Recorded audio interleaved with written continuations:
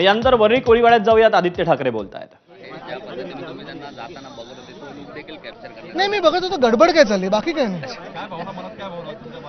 मी कोळीवाड्यात येतो तेव्हा मला नेहमी आनंद होत असतो आणि तोच आनंद घेऊन मी इथे आज आलेलो आहे. काय जास्ती लोकांना काही लोकांना महत्त्वाचं यायचं नसतं, तसं आम्ही त्यांना महत्त्व देत नाही.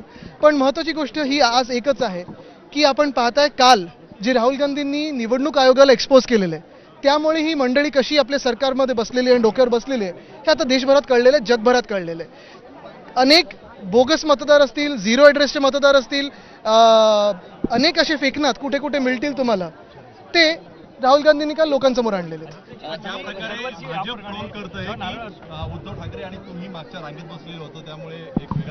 काही त्यांच्यात असे असतात की कुठेही गेलं तरी धक्काबुक्की करून पुढे बसायचं.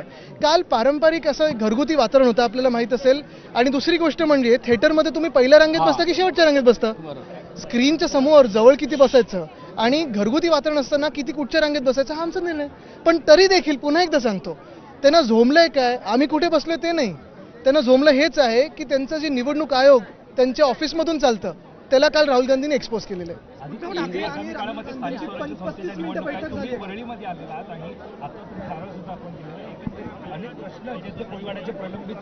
एक आम्ही इथे जेटीसाठी फंड मागितलेला आहे, तो अजून आला नाहीये. परवाकडेच ह्याच कोळी बांधवांसाठी आणि ससून डॉकच्या आमच्या कोळी बांधवांसाठी मी सोनोवाल साहेबांना भेटलो. त्यांना हैराण केलं जातंय, MFDC कडून हैराण केलं जातंय, महाराष्ट्र फिशरीज डेव्हलपमेंट कॉर्पोरेशन. ही सगळी संकटं दूर व्हावीत हीच महत्वाची इच्छा आहे. हो, पण आता ते घरगुती बैठक होतं, त्या आता त्याच्यात काय झालंय मी सांगू नाही शकत. कारण एकतर त्यांचं काल आपण पाहिलं असेल, घरात आम्हाला सगळ्यांना आमंत्रित केलं होतं, आम्ही सगळेच होतो इंडिया आघाडीचे नेते, आणि चांगली चर्चा झाली तिथे.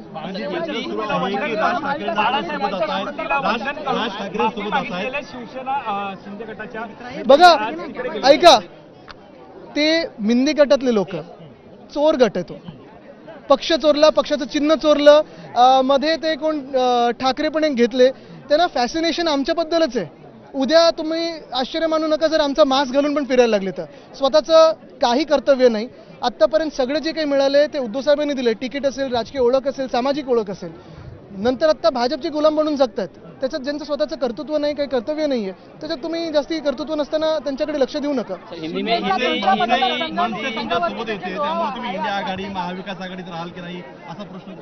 कोणी केलंय ते? अनेक जण जेव्हा समोर येतील तेव्हा बघू ना.